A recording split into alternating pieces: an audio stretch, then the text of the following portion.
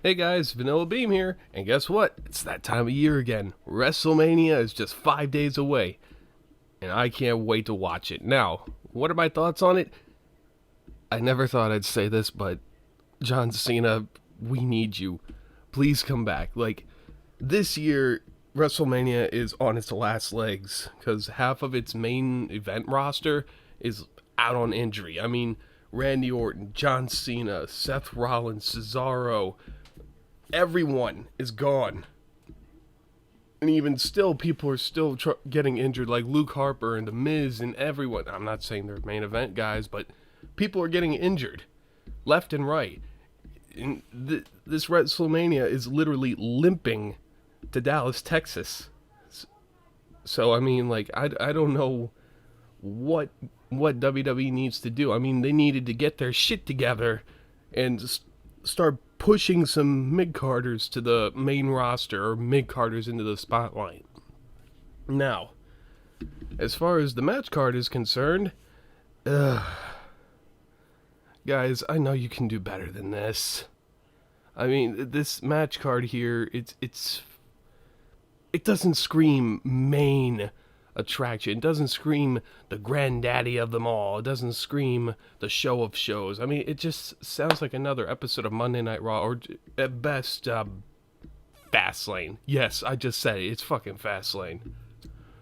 But you guys probably want to know what is the match card for this year.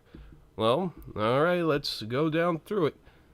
I'll start with the pre-shows and then go to the main shows, because upon looking at this, the pre-show list is unnaturally long. Usually it should be two matches, if anything. It should be two matches. They have 4 matches scheduled for the pre-show. Like, what? Can't you fit these matches within 4 hours? No, whatever. 4 out of 11 are the pre-show, so I don't know. Unless they want to make the other matches really long, I don't see this working. But anyways, here we go. First match of the pre-show. I'll go from the least important to what I consider a little bit important. Anyways, first match on the card I will talk about is the 10 Diva Tag Team match. The Total Divas, Brie Bella, Paige, Natalya, Alicia Fox, and Eva Marie, versus Bad and Blonde, Naomi, Tamina, Lana is making her debut, about time, Emma, and Summer Rae. I'm not really going to talk about this match because, let's be honest, I know this is going to sound horrible, but I don't care about the Divas roster. I don't give a damn about the Divas roster because, let's face it, it's nothing but drama and reckless and jumbled up drama at that. Because, I mean, all these divas that I just named for you, they flip-flop on whether they're heels or faces. At least Tamina, Naomi, and Summer Rae have stayed heels throughout the entire year. Brie Bella, she's been a heel and a face flip-flopping all through this year, and they do this all the time. Like, I can't get invested in them. And by the way, in the likes of like Eva Marie or Alicia Fox or Brie Bella, they can't wrestle worth a damn. Yeah, I'm sorry. I'm sorry if this sounds sexist, but it's the truth. They can't wrestle worth a damn, and they're not worth my time. Who wins? I don't know. Who do I think is gonna win? I don't know. It's probably going to be Lana's team because, hey, if they did it with Vicky Guerrero at WrestleMania 26, if they did it with Vicky Guerrero at WrestleMania 26, they can do it here because Lana's making her debut. Odds are that's what's going to happen. I don't care. I don't win. I should be the one winning, but whatever. Anyways, on to the next match. The Usos, Jimmy and Jay, versus the Dudley Boyz, Bubba Ray and Devon. We haven't seen the Dudley Boyz at a WrestleMania event for more than 10 years. So, why should I be invested in this match? This match is really, literally something that they already did on Monday Night Raw. There's not even a special stipulation, like a tables match. No, it's just the Dudleys versus the Usos. Okay, they don't like each other. The Dudley boys think that they're being overlooked in their tables that they've used over the years, which have made the Dudley boys. They don't want to be remembered by that. They want to be remembered as the 9-time, actually 24-time tag team champions. And the Usos, well, they were just the guys who the Dudley boys attacked so that way they could make that statement. So basically, it's one of those, oh, you attacked me, I'm gonna kick your ass at WrestleMania, those kind of storylines. Now, why should I care about this? I mean, like I said, this match, you could watch it on Monday Night Raw and it wouldn't make a difference. Now, maybe if it was a table match, maybe, just maybe, I would care a little bit more. Maybe it would cement the Usos as one of the next top tag teams, like in the early days of the Hardys and Edge and Christian. But nope, it's just a regular tag team match. Boring. Who do I think is gonna win? I'm gonna say the Dudleys. Just screw it, because yeah, they are the 24-time tag team champions, and don't let anyone else tell you otherwise. So yeah, 24-time tag team champions are definitely gonna beat the Usos at WrestleMania. Moving on to the next match, the Andre the Giant Memorial Battle Royal, the third one in a row, and it is once again at the pre-show. Now, the whole point of this is to pay tribute to one of the greatest giants in the entire world, in the entire wrestling world, Andre the Giant. Now, that's what they want you to think. But the way I see it is just everyone gets a paycheck battle royal, because this is where they get everybody from the roster and put them in the battle royal. Just so that way they can say, hey, I was at WrestleMania, I get my WrestleMania paycheck. Like, and there's nothing to gain after winning the Andre the Giant Memorial Battle Royal. Sure, it elevated the career of Cesaro, but let's be honest, the fans are the ones who are elevating the career of Cesaro because Vince McMahon doesn't want to do anything with him. And the Big Show, when he won last year, he literally didn't do anything. He didn't do anything more than what he usually does nowadays. So, yeah, the Big Show's in it again this year. And so are a bunch of other mid-carders and all. There's really no favorite to win because they rushed to get this whole Battle Royal thing out faster than all the other years combined. So there really is no favorite to win other than the Big Show. Although, I will say, being that this is Texas, and he's already stated that this will be his last WrestleMania, I think that Mark Henry might win it. I mean, why shouldn't he win it? Mark Henry, like I said, this is his home state of Texas, and he's about to retire, so why not let him have one more spot of glory? He's never won at WrestleMania, except for that huge tag team match at WrestleMania 28, but whatever. So, Mark Henry to win the Battle Royal. Again, I don't care. Last match of the pre-show. We got Kalisto defending the United States Championship against Ryback. Basically, it's one of those, I'm a big guy, and I'm gonna beat this little guy. Because why does a little guy deserve to beat a big guy? Big guy. Well, that's pretty much it. Feed me more! And that's all it pretty much is. It's just Ryback thinks he's a big bad bitch, and Kalisto's like, oh, you want to take this title from me just because I'm shorter than you? Yeah, you got it. Yeah, you got it. I'll face you at WrestleMania. There's plenty of other people for Kalisto to face at WrestleMania, to be honest. I mean, the storyline, I guess, is kind of there because during that whole Survivor Series tournament thing, Kalisto actually did beat Ryback to advance to the semifinals, so I guess there is kind of story there. But other than that, Ryback could have been placed at a different spot on the card. I'll tell you about it later. But other than that, I'm gonna say Kalisto pulls an upset. Kalisto pulls an upset, and Ryback is, of course, fuming at the ears. But yeah, Kalisto will probably beat Ryback. I'll at least be a little bit invested to see their new attires for WrestleMania. That's pretty much it. That's pretty much the main thing. I want to see their entrances, and I want to see their brand new WrestleMania attires. Just so that way I could be like, ooh, ah, because it'll give me something to go ooh and ah about. Anyways, those are the 4 pre-show matches. On to the main card. This is the part where we really are supposed to pay attention, and we're really supposed to like it. And for the most part, let's get on with it.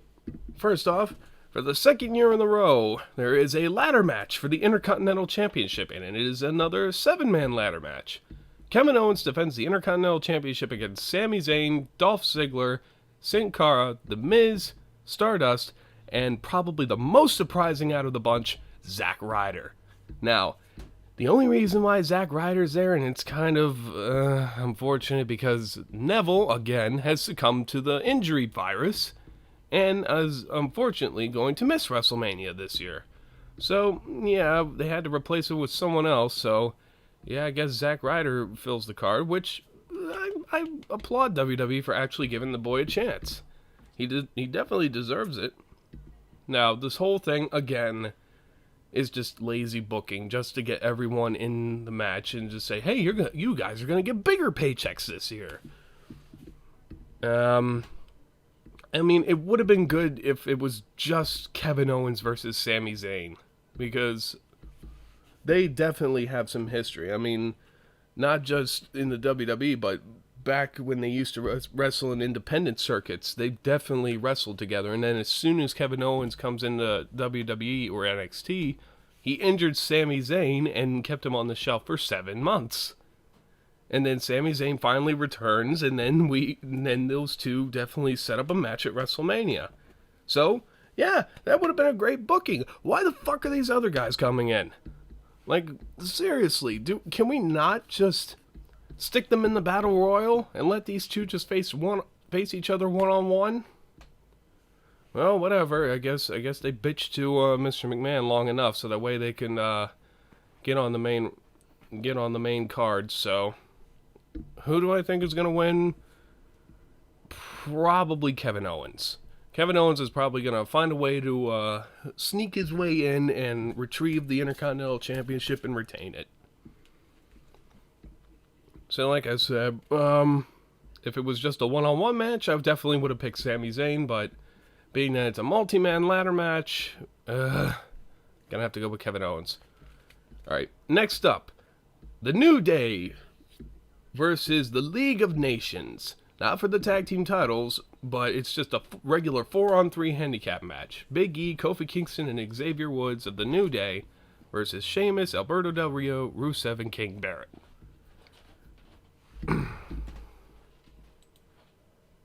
Pretty much this entire match is just, the League of Nations were being made fun of by the New Day, and now the New Day want to kick their ass even though they outnumber them 4-3.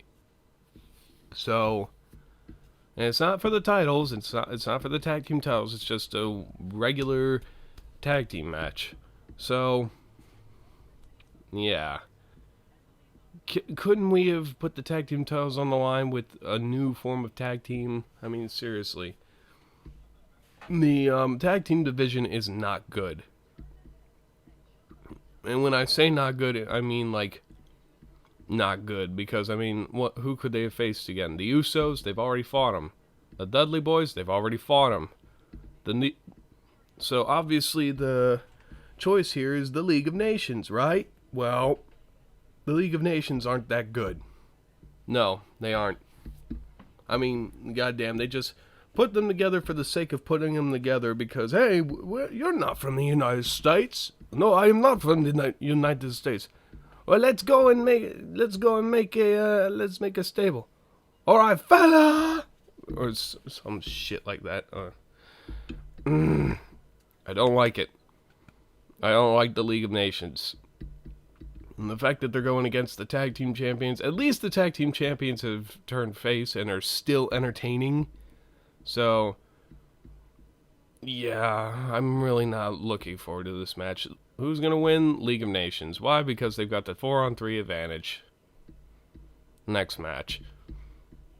We've got AJ Styles versus Chris Jericho, Part 4. Yes, Part 4.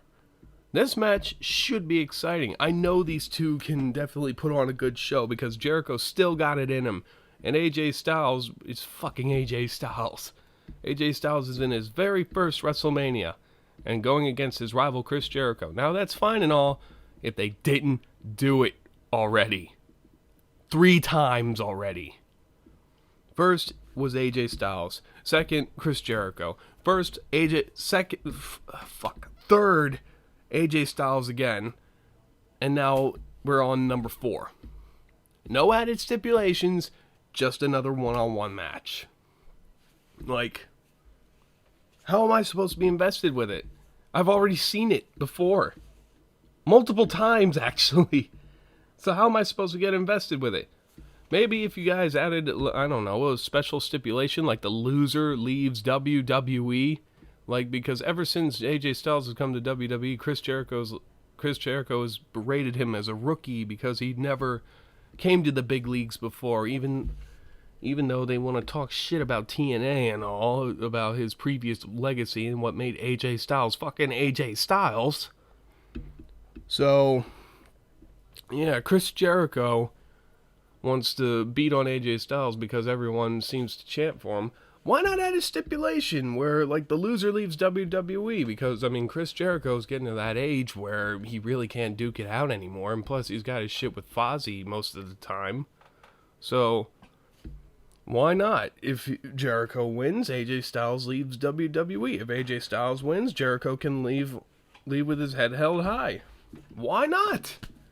Why not make that kind of a stipulation? But no, it's going to be just a regular one-on-one match. No, it's going to be an exciting match, definitely. They're definitely going to put on a show. The winner is probably going to be AJ Styles because just fucking AJ Styles. Why would I not choose AJ Styles? He's phenomenal. But other than that other than blatantly missing a good stipulation, and being that we've seen this match 3 separate times, and this is going to be the 4th time, it's going to be a pretty good match to watch. Definitely. Anyways, next match. Triple threat match for the Divas title. Charlotte versus Becky Lynch versus Sasha Banks. Normally, I would be like, oh, the Divas. More stupid shit. But these are the 4 founders. These are the 3 female founders. I can't talk today. These are the 3 female founders of the women's division in NXT, and definitely check them out. Most of the time, the women in NXT blow any of the men away. This is the kind of shit that I'm talking about when I think of women's wrestling. Like, the Divas division in WWE today don't have it. The Knockouts division in TNA, close, but still don't have it. The women in NXT, 5 stars, definitely. The match with Bayley and Sasha Banks at NXT TakeOver Brooklyn, one of the best matches I've ever seen from the women's division. So, I guess the whole thing with this is because Charlotte's egotistical champion, and Becky Lynch and Sasha Banks both want the Divas title, and I guess this is just a call to the, quote, Divas Revolution that pretty much flopped. So basically, this is going to be a match to showcase who's the best out of these 3 divas. And I can't wait to see it. I actually can't wait to see what they bring to the table, because, I mean, like I said, they are 3 of the best women's wrestlers that I've ever seen in NXT history. And, yeah. They can showcase what they've got, definitely, at WrestleMania. So, who do I think is going to win? I'd say Becky Lynch, because Sasha, she's one of the longest reigning NXT women's champions in NXT history, so she's had her moment in the spotlight. Charlotte, she's the current champion, so she really doesn't need to retain. So, yeah, Becky Lynch, I hope you win. Anyways, now we're getting to the nitty-gritty, the main events. First off, Dean Ambrose versus Brock Lesnar in a no-holds-barred street fight. I'm actually glad that they combined those names because, let's face it, they're both the same fucking match. So, basically, this whole thing was about Dean Ambrose costing Brock Lesnar a shot at the WWE title at Fastlane. And then Brock Lesnar decides, you know what, I'm going to kick your ass in a parking lot. And then puts Dean Ambrose in the hospital. To which Dean Ambrose just drives back and is like, hey, dude, you still didn't kill me. I'll see you at WrestleMania. So, yeah, basically, Brock Lesnar is the fucking beast incarnate. And Dean Ambrose, I'm surprised that WWE had the balls to show his previous career in CZW because he can be one hardcore motherfucker. Unfortunately, I don't know if they're going to go all the way with this. With all the way with how hardcore they can get. Like, we're probably not going to see buckets of blood being poured.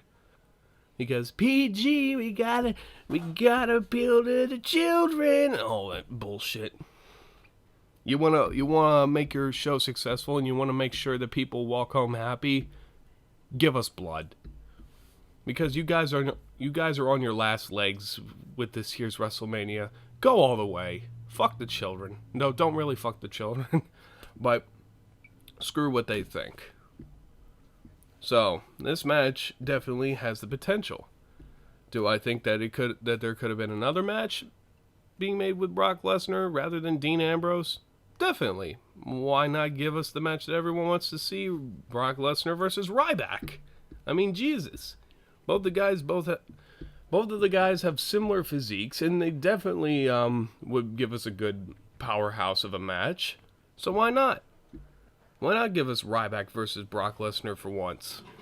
But it looks like, unfortunately, Well, it looks like we're going to have to sit with Ambrose and Lesnar, which is going to be a pretty good street fight. So, who do I think is going to win? Even though the odds are highly stacked against him, I'm going to say Dean Ambrose. Because even though Brock Lesnar is the beast incarnate, I think Dean Ambrose will be able to pull out a victory by being as hardcore as possible. I mean, if Triple H could do it, I think Brock Lesnar could as well. Anyways, next match. Shane McMahon versus The Undertaker. Inside Hell in a Cell. And the company is pretty much on the line. Because if Shane McMahon wins, he gets control of Monday Night Raw. And if The Undertaker loses, he will no longer compete at WrestleMania. When you look at this match, you think, what the fuck's Shane McMahon against The Undertaker? Because all throughout this year, being that we think that this is going to be The Undertaker's retirement match from WrestleMania. And then we look at it and we're like, Shane McMahon? What? Like, we're thinking like Finn Balor or John Cena. Well, unfortunately, John Cena's injured. Or Sting or something. Like, even though everyone says Sting has a concussion, come on, he can face The Undertaker one last time, and then they can both retire. But whatever. Shane McMahon definitely wasn't a contender that anyone thought of because, let's be honest, Shane McMahon really isn't on The Undertaker's league. Even if it is inside Hell in a Cell, he's really not in The Undertaker's league. And he never will be. No matter all the jiu-jitsu and MMA trainings that you show us from Shane McMahon, he's not in The Undertaker's league. So, the two stipulations they've added along with the Hell in a Cell concept, if Shane wins, he gets control of Monday Night Raw. Now, that was interesting in itself. Because, I mean, yeah, we're tired of seeing the Authority. The Authority are the worst thing in wrestling today.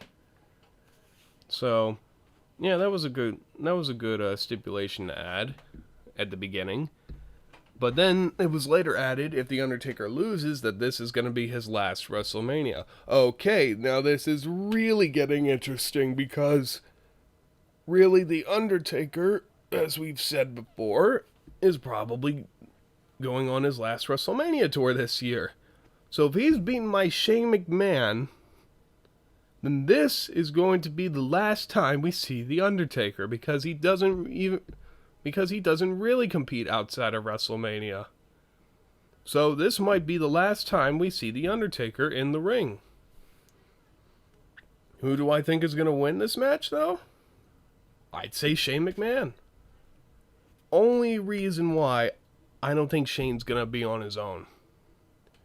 Shane's definitely going to have some help.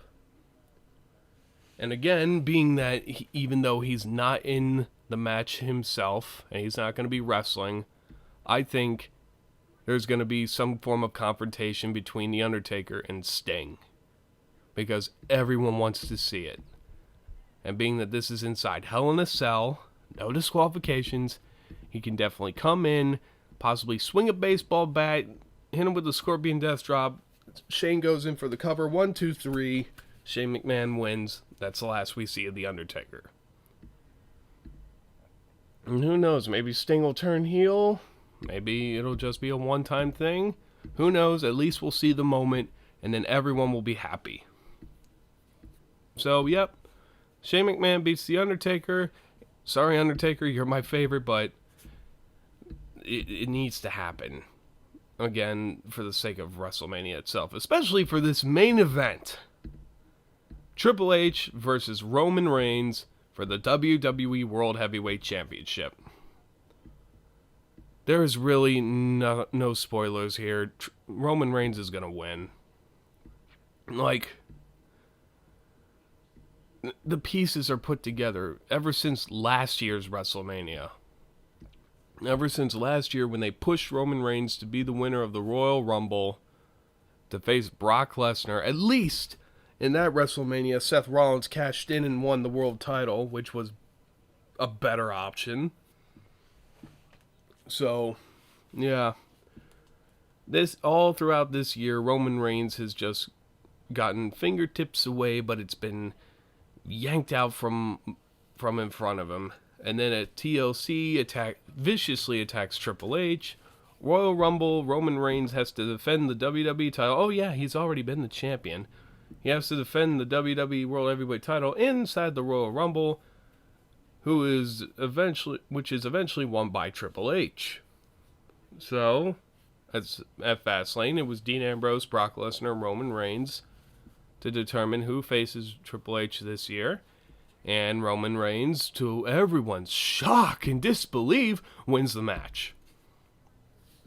It's no secret. Roman Reigns is going to win. And I wouldn't be surprised if they just go ahead and give us this ending instead of being like, oh, is that actually what you think? And then somehow someone else wins or walks away the champion. So it's like, they're not gonna tiptoe around this. This is the reason why everyone's gonna hate this year's WrestleMania, because the main match, the main event that everyone is gonna build, that everything is building up to, is so predictable. Even though half of your main roster is gone, that shouldn't mean that you feed us this bullshit and treat us like we're stupid. Because we're not. Anyways, that's this year's WrestleMania.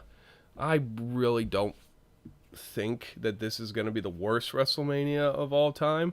Because, let's face it, the worst WrestleMania of all time is WrestleMania 27. Why? Because even though they still had shitty booking decisions and decided to put Jerry Lawler and Michael Cole as a main event match, fucking main event match, their main roster was still intact. So there was really no excuse for them not to have 5-star matches that year. But this WrestleMania, I'd say, is going to be the second worst WrestleMania, because all the storylines are either confusing, predictable, or just plain useless. So, I'm Vanilla Beam, and I'll see you the next time. God damn it.